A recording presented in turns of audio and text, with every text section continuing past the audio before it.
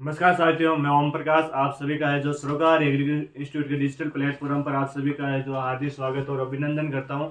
और हम पढ़ रहे थे हमारे मेवाड़ का इतिहास। कल की क्लास के अंदर मैं बात करूं तो कल की क्लास के अंदर हम कुछ ज़्यादा तो नहीं पढ़ पाए, लेकिन हमने जो हमीर के बारे में पढ़ा था और राणा लाखा के बारे में थोड़ी जानकारी हमने देखी। एक बार मैं थोड़ा आपको वापस पुनः रिवीजन करूँ तो हमने हमीर के बारे में देखा कि हमीर का जो टाइम पीरियड हुआ 1326 से 1364 के बीच में था। और ये हमीर है जो मालदेव सोनगरा के पुत्र बनवीर सोनगरा को हराता है और चित्तौड़ पर अपना क्या कर लेता, अधिकार कर लेता है। इसलिए इसको हम जो मेवाड़ का क्या कहते हैं, उदाहरण कहते हैं, सेवियर ऑफ मेवाड़ कहते हैं। इसके अलावा हमने पढ़ा कि राणा या महाराणा उपाधि लगाने वाला जो पहला राजा था, और यहाँ से हमारे गुहिलों की एक नई सागा का प्रारंभ हो जाता है और उस नई सागा का नाम था हमारा सिसोदिया। इसके अलावा हम लोगों ने देखा कि रावल या महारावल जो उपाधि लगाने वाला अंतिम जो राजा था वो हमारा रतन सिंह था। उसके बाद में हमने इनकी जो वंशावली वाला था वो भी मैंने बताया था। और ये जो हमीर था वो सिसोदा ठिकाने से था, और सिसोदा ठिकाने का जो फाउंडर था, संस्थापक था, वो रहाब था। तो इसके बारे में हमने देखा था। इसके अलावा इसके कंस्ट्रक्शन बारे में हमने देखा था। इसके अलावा इसका सिंगोली का युद्ध हमने देखा था, जो कि मोहम्मद बिन तुगलक और इसके बीच में युद्ध होता है, और इसमें विजय किसकी होती है, तो इसमें हमीर की क्या होती है, विजय होती है। इसके निर्माण कार्य के बारे में हमने देखा कि इसकी है जो इष्ट गुहिलों की इष्ट देवी अन्नपूर्णा माता या बरवड़ी माता, जिसके मंदिर का क्या करवाता है, ये निर्माण करवाता है। इसके अलावा गुहिलों की कुल देवी की मैं बात करूँ तो गुहिलों की कुल देवी बाण माता है। इसके बारे में हमने देखा था। इसके अलावा इसके कुछ टाइटल्स थे उनके बारे में हमने देखा। जैसे मैं बात करूँ विषम घाटी पंचानन, जिसका अर्थ मैंने बताया था कि कठिन युद्ध में शेर के समान लड़ने वाला, उसको हम विषम घाटी पंचानन, जो कि किसका टाइटल, हमारे हमीर का टाइटल है, और ये हमें कुंभलगढ़ प्रशस्ति से ये मिलता है। इसके अलावा मैं बात करूँ तो वीर राजा, जो कि कुंभा की पुस्तक रसिक बेरिया के अंदर मिलता है। कर्नल जेम्स टॉर्न इसको प्रबल राजा का था, और हमने जो सेवियर ऑफ मेवाड़ अर्थात मेवाड़ का उद्धारक भी कहते हैं। तो ये चार इसके क्या टाइटल है। इसके अलावा हमने राणा लाखा प्रारंभ किया था। राणा लाखा के अंदर हमने सबसे पहले तो बात की थी जावर की, कि जावर में जो चांदी निकलना प्रारंभ हो गई थी इसके टाइम में। इसके अलावा हमने बात करी थी लेक पिचोला की, और लेक पिचोला के अंदर मैंने बताया थे पिचोला झील का निर्माण तो एक बंजारे ने करवाया था, जो कि गुम्मकड़ व्यापारी होते हैं। और इसके पास में एक चबूतरा बना हुआ है, नटनी का चबूतरा। और जो नटनी का चबूतरा का जो निर्माण कौन करवाता, तो कौन करवाता, हमारा राणा लाखा इसका क्या करवाता, निर्माण करवाता है। इसके अलावा हमने कुंभहाड़ा पढ़ा था। कुंभहाड़ा जो नकली बूंदी की रक्षा करते हुए मारा गया था। और इसके अलावा हमने पढ़ रहे थे हंसाबाई, और लास्ट में हमने हंसाबाई को ये जो कंप्लीट किया नहीं था, थोड़े बच गई थी हंसाबाई। तो हंसाबाई वाला क्या मैटर था, तो उसके बारे में आपको थोड़ा वापस बता देता हूँ। तो हम पढ़ रहे थे हमारे हंसाबाई के बारे में।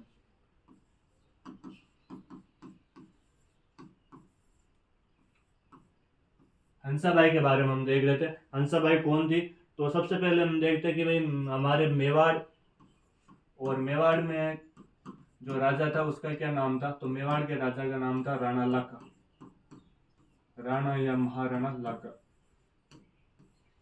इसका जो बेटा था उसका नाम था चुंडा, राव चुंडा या चुंडा। मैं इधर बात करूं मारवाड़ की, तो मारवाड़ में जिस राजा का राज था, मारवाड़, और मारवाड़ के अंदर जो राजा का नाम था उसका नाम था चुंडा। और इस चुंडा के एक राजकुमारी थी, उसका नाम था हमारे हंसाबाई। और इसके एक बेटा था जिसका नाम था रणमल। ये थे। और इस जो हंसाबाई है, इस हंसाबाई का है जो विवाह, हंसाबाई का जो विवाह है वो किसके साथ करना चाहते थे, चुंडा के साथ करना चाहते थे। लेकिन हुआ किसके साथ, तो राणा लाखा के साथ इसका क्या होता है, विवाह होता है। और विवाह जब करते हैं तो उन्होंने एक शर्त रखी थी कि मेवाड़ का जो अगला होने वाला राजा है, या राणा लाखा की डेथ के बाद में जो अगला मेवाड़ का राजा बनेगा, वो चुंडा नहीं बनेगा, बल्कि इस हंसाबाई का जो पुत्र होगा वो मेवाड़ का क्या बनेगा, अगला राजा बनेगा। और हंसाबाई का जो अगला पुत्र हुआ था उसका नाम था हमारा महाराणा मोकल। तो मोकल अगला क्या बनता है, राजा बनता है। इसलिए कहा गया है कि लाखा स्वर्ग सिद्धार्थान मोकल बांधि पाग, चित्रकूट रक्षा कारणे चुंडो बांधि खाग। कि लाखा स्वर्ग सिद्धार्थ के जो राणा लाखा है वो स्वर्ग लोक में जैसे सिद्धार्थ जाते हैं, प्रवेश करते हैं, तो है जो मोगल ने क्या बांध ली, पगड़ी बांध ली थी। मोगल ने है जो मेवाड़ का क्या बनाया गया, राजा बनाया गया चित्रकूट रक्षा काल ने। चित्रकूट बोलते चित्तौड़गढ़ को, चित्तौड़गढ़ की रक्षा के लिए है जो चुंडा ने क्या बांधी, चुंडो बांधी खाग। चुंडा ने जो खाग बोलते तलवार को, तलवार है जो या रक्षा की जिम्मेदारी कौन लेता है, तो वो कौन लेता है, चुंडा लेता है। तो वो आपको क्या रखना है, ध्यान रखना है। इसके अलावा चुंडा को है जो मारवाड़ का क्या कहा जाता है, भीष्म कहा जाता है, सॉरी मेवाड़ का भीष्म,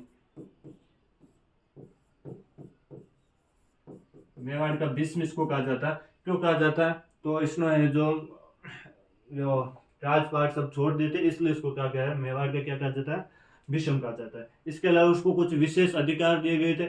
मैंने आपको बताया था मेवाड़ में 16 प्रथम श्रेणी के ठिकाने थे, उसमें सबसे बड़ा ठिकाना था हमारा सुलुम्बर, और जो सुलुम्बर ठिकाना है वो किसको दिया गया, तो हमारे मेवाड़ सॉरी राणा चुंडा को दिया गया था। ये आपको ध्यान रखना है। इसको कुछ विशेष अधिकार भी दिए गए। विशेष अधिकार ये था कि जो अपने भी हमारे मेवाड़ के राजा हो गए उनका यदि कोई राज तिलक करेगा, मेवाड़ के राजाओं का राज तिलक यदि कोई करेगा तो वो कौन करेगा, हमारा मेवाड़ का सुलुम्बर होगा, सॉरी सामंत होगा, वो क्या करेगा, मेवाड़ के राजाओं का क्या करेगा, हमारा राज तिलक करेगा। इसके अलावा इसको एक विशेष अधिकार दिए गए हस्ताक्षर के, राजा के बाद में यदि किसी व्यक्ति के कागजों पर हस्ताक्षर होंगे, दस्तावेजों पर हस्ताक्षर होंगे तो कौन होगा, मेवाड़ का सामंत होगा। इसके अलावा इसको एक और अधिकार दिया कि यदि राजा राजधानी में नहीं रहेगा तो राजधानी को कौन संभालेगा, तो संभालेगा आपका सुलुम्बर का सामंत। तो ये भी लिख लेना कि राजा की अनुपस्थिति में,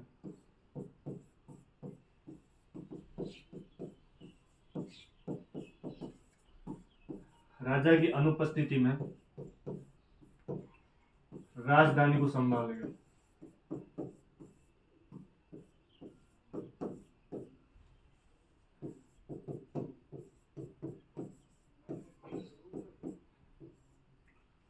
ये है जो इसको कुछ विशेष अधिकार थे। और चौथा अधिकार इसको क्या दिया गया, तो ये है जो आपके सेना का हरावल में लड़ेगा। मैंने कल आपको सेना के दो भाग बताए थे, उसके अंदर एक था चंदावल जो कि सेना का पिछले वाला भाग होता, एक होता हरावल जो सेना का अगला वाला भाग होता, उसको क्या बोलते हैं ना, हरावल बोलते हैं। तो हरावल में है जो ये लड़ेगा, और हरावल में लड़ने वाला मेवाड़ की सेना का क्या रहेगा, सेनापति रहेगा। ये आज के बाद में सुलुम्बर वाले या सुलुम्बर का जो सामंत रहेगा, और मेवाड़ की सेना का क्या रहेगा, सेनापति रहेगा। तो ये कुछ विशेष अधिकार है जो सुलुम्बर के सामंत को दिए गए थे। तो ये हमारे यहाँ पर राणा लाका समाप्त होता है। अगले राजा की बात करें, और अगला राजा आप सबको पता है कौन है, तो अगला राजा है हमारा महाराणा मोकल। महाराणा मोकल को क्या बनाया गया था, हमारा अगला राजा बनाया गया था। तो पढ़ते हैं महाराणा मोकल के बारे में। महाराणा मोकल के बारे में सबसे पहले हम देखते हैं कि इसका टाइम पीरियड क्या था।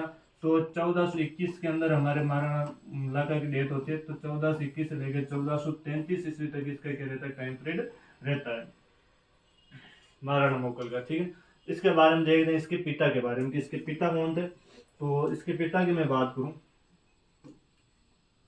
तो इसके पिता आप हमारे राणा लाका जी हो गए, राणा लाका इसके पिता हुए। मैं बात करूं इसकी माता की, तो इसकी माता हो गई हमारी हंसाबाई।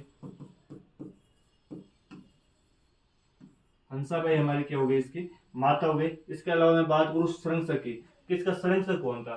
तो आप बात करो कि यदि राणा लाखा है जो बहुत अपने अंतिम टाइम में जाके जो हंसाबाई से विवाह करते हैं, और जब इनकी डेथ हुई तो मोकल बहुत कम एज के अंदर था।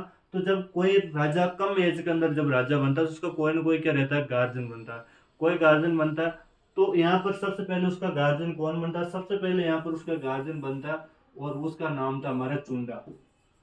चुंडा इसका बड़ा भाई था, इसलिए चुंडा को क्या बनाया गया था, इसका गार्जियन बनाया था। लेकिन बाद में कुछ टाइम बाद में कहते हैं कि जो हंसाबाई थी, जो मोकल की माता जी थी हंसाबाई की, इस हंसाबाई को इस चुंडा पर हमेशा डाउट रहता था कि ये कहीं वहां पर है जो उस टाइम तो बड़े दरबार के अंदर जोश जोश के अंदर ऐसा इसने कह दिया कि मैं पूरा है जो राजपाट छोड़ दूंगा और मेरे को राज्य वाजी नहीं चाहिए, मैं नहीं अगला राजा बनूंगा। लेकिन उसको डाउट था कि कहीं ना कहीं ये जो मोकल को मार कर है जो अगला राजा नहीं बन जाए।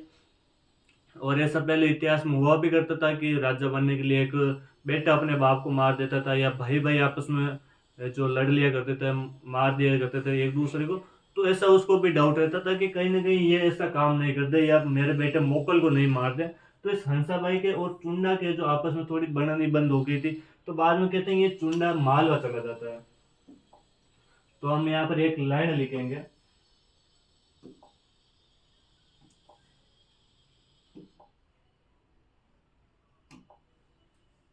और लाइन क्या लिखेंगे कि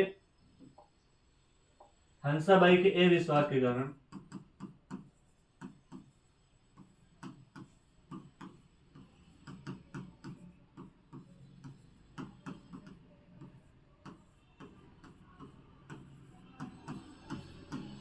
हंसाबाई के अविश्वास के कारण चुंडा मालवा चला जाता है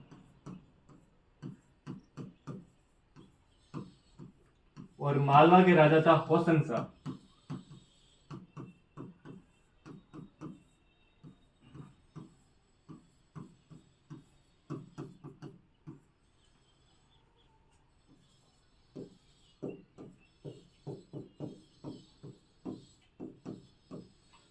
हंसाबाई के अविश्वास के कारण है जो चुंडा है जो कहाँ चला जाता है, मालवा चला जाता है और ये होसन शाह के जो होसन शाह के पास में चला जाता है। अब हंसाबाई को भी डर था कि भाई अभी भी मौका लौटा ही है, जो अपने निर्णय स्वयं नहीं ले सकता, निर्णय स्वयं नहीं ले सकता तो कोई दूसरा राज्य का है जो हमारे ऊपर अटैक कर सकता है। तो उसने कहा कि अब उसको डर था, तो हंसाबाई को उसका भाई याद आता है और इसका दूसरा उसका भाई का नाम था हमारा रणमल। क्या नाम था? रणमल।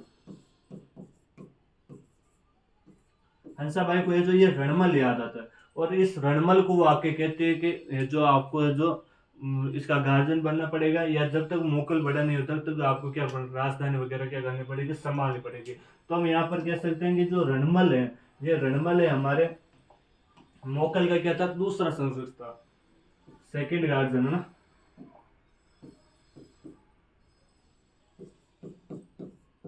मोकल का दूसरा संरक्षक या जो गार्जियन बना था वो बना था हमारा रणमल बना था। रणमल के बारे में मैंने आपको पहले ही बता दिया रणमल कौन था, तो यहाँ पर देख सकते हो आप रणमल। तो रणमल हमारे हंसाबाई का तो क्या हुआ, भाई हुआ, या मैं बात करूँ तो मोकल का मामा भी था, है ना। तो मोकल का मामा या हंसाबाई का जो भाई था वो कौन था, हमारा रणमल था। यहाँ पर लिख देता हूँ मैं, ये कौन था हमारे, तो मोकल का मामा, या मैं बात करूँ तो हंसाबाई का भाई।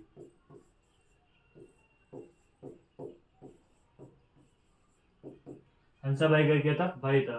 तो इसके बारे में आपको क्या रखना, ध्यान रखना। तो चलते हैं आगे। यहाँ तो सहित आपके सबके क्लियर हो गया होगा।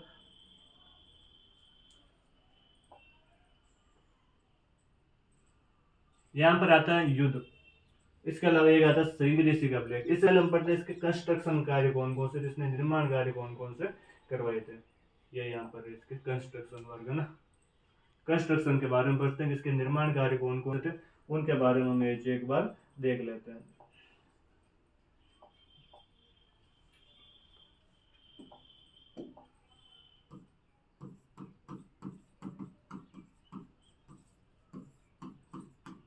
निर्माण कार्य, निर्माण कार्य इसका सबसे पहला एक ही निर्माण कार्य है जो हमने पढ़ा कि एकलिंग जी का मंदिर का निर्माण किसने करवाया। तो हमने फर्स्ट क्लास के अंदर पढ़ा एकलिंग जी का मंदिर का निर्माण करवाया था बप्पा रावल ने।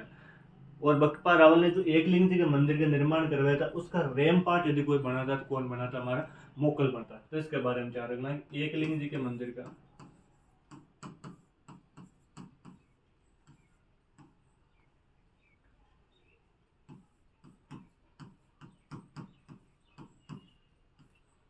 मंदिर का रेमपाट, रेमपाट जिसे आप परकोटा भी बोल सकते हो, जो चार दीवारी होती है मंदिर के चारों ओर, उसको वो बनाता ना, परकोटा या रेमपाट बनाता है। और मैं बात करूँ एकलिंग जी का मंदिर का, तो आप सब वैसे तो आप सबको पता ही है, वापस बता दे तो एकलिंग जी का मंदिर कहाँ पर है, तो ये हमारे कहाँ पर है, नागदा के अंदर है। नागदा के अंदर बप्पा राहुल ने बनाया था। तो ये भी आपको क्या रखना, ध्यान रखना। इसके अलावा मैं बात करूँ हमारे एक वहां पर समिदेश्वर मंदिर है चित्तौड़गढ़ के अंदर। कौन सा मंदिर है, समिदेश्वर।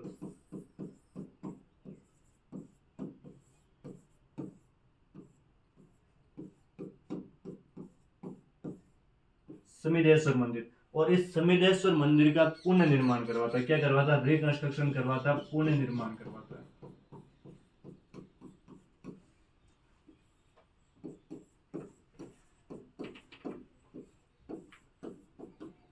समिदेश्वर मंदिर का क्या करवाता, पुनः निर्माण कराता। मैं बात करूं हमारे समिदेश्वर मंदिर के निर्माण की, तो हमारे मालवा का राजा था भोज परमार, और वो इसका क्या करता है, निर्माण करवाता है।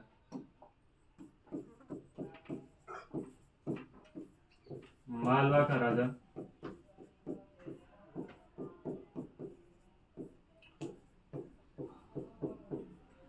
कोच परमार ने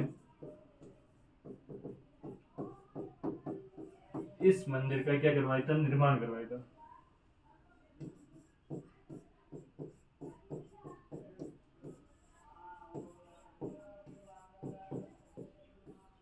इस मंदिर का निर्माण करवाया, और जिस टाइम इसको निर्माण करवाया था तो इसको त्रिभुवन नारायण मंदिर भी बोलते थे। क्या बोलते थे? त्रिभुवन नारायण मंदिर भी बोलते थे।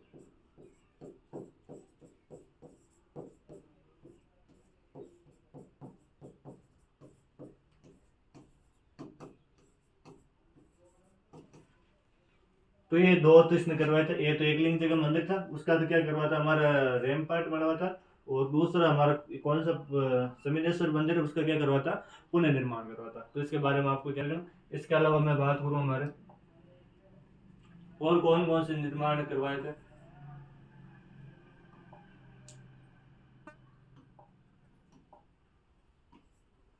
इसने एक यहाँ पर बावड़ी बनाई थी जिसका नाम था गौराम्बिका बावड़ी।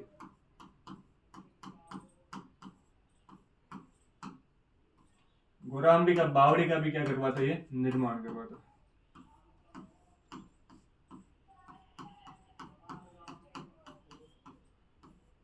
गौराम्बिका बावड़ी का क्या करवाता, हमारा निर्माण करवाता। इसके अलावा हम देखते हैं इसने और कौन सा निर्माण कार्य करवाता। इसने एक यहाँ पर एक और मंदिर बना था, द्वारिकानाथ विष्णु मंदिर।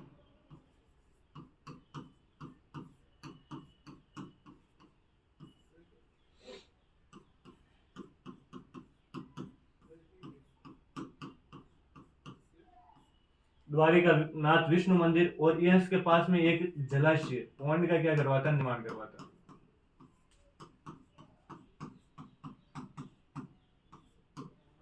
ये ध्यान रखना। इसके अलावा मैं बात करूं तो ये यहाँ पर तालाब बना था जिसका नाम था बाघेला तालाब।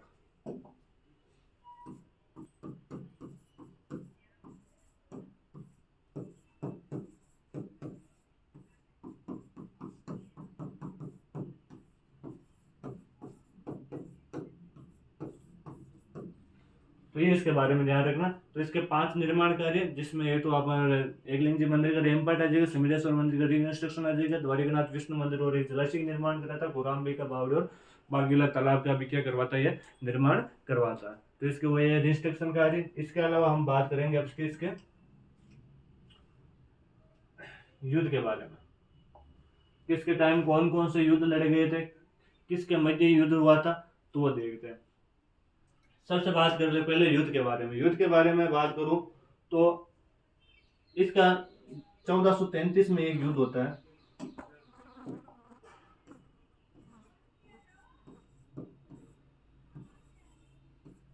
चौदह सौ तैंतीस में गुजरात का एक राजा था,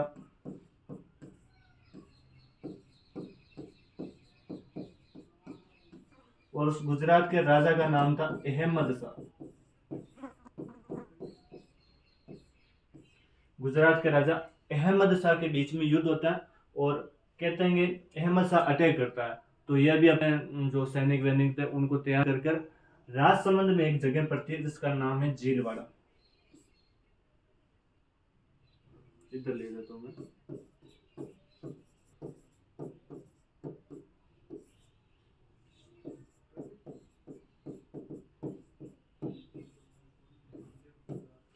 राजसमंद झीलवाड़ा के अंदर ये युद्ध करने के लिए वहां पर गया हुआ था।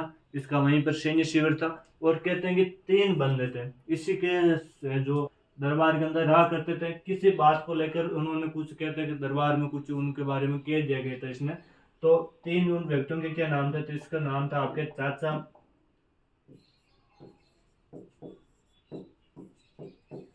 मेहरा और मेहपा पवार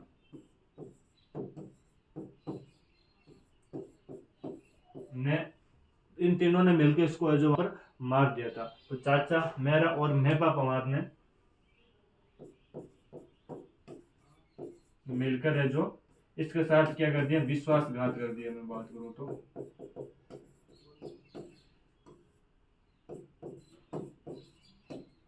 या मैं बात करूं तो इसको क्या कर दिया था, इसको मार दिया गया था। इसको मार दिया गया था। कौन? तो चाचा मेहरा और मेहपा पवार नाम के 3 व्यक्ति, जो कि इसी के दरबार में, इसी की सेना के अंदर रहते थे।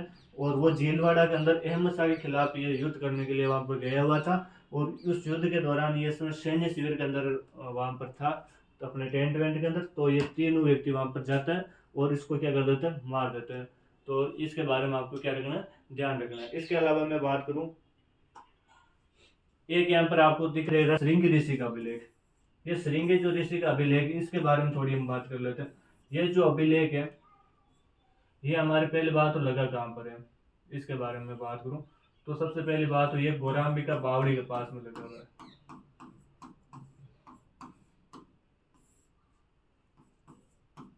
और ये जो गौरांबिका बावड़ी है वो हमारे कहाँ पर है, उदयपुर में, वहां पर ये अभिलेख लगा हुआ है। दूसरी चीज इसमें ध्यान रखने कि महाराणा मोकल ने काशी, गया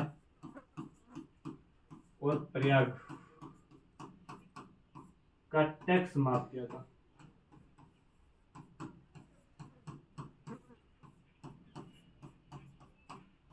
कहाँ का, काशी, गया और प्रयाग का महाराणा मोकल ने जो ब्राह्मण वगैरह थे वहां पर जाने वाले जितने भी आते थे उन पर जो एक टैक्स लगाया जाता था, तो वो वहां पर माफ कर देते। तो इसकी भी जानकारी हमें कहाँ से मिलती है, श्रृंग ऋषि का अभिलेख से मिलती है। अभिलेख लगा कहाँ पर है, तो गौरांबिका बावड़ी जो कि इसने बनाई थी। और कहाँ पर बनाई, ये उदयपुर के अंदर। तो वहां पर ये क्या करता है, आपके मैं बात करूँ तो वहां पर ये क्या लगा रखा है, अभिलेख लगा रखा है। तो इसके बारे में आप लोगों को ध्यान रखना। चाचा मेरे और मेरे पापा, एक बार वापस देख लेना आप मोकल को।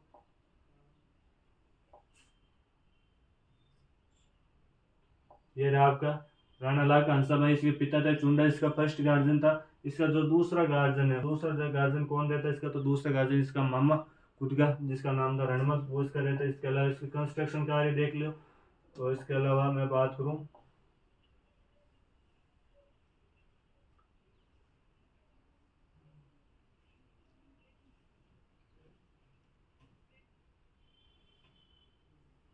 इसके अलावा ये युद्ध इसका ध्यान रखना और इसके बारे में आपको ध्यान रखना है ना।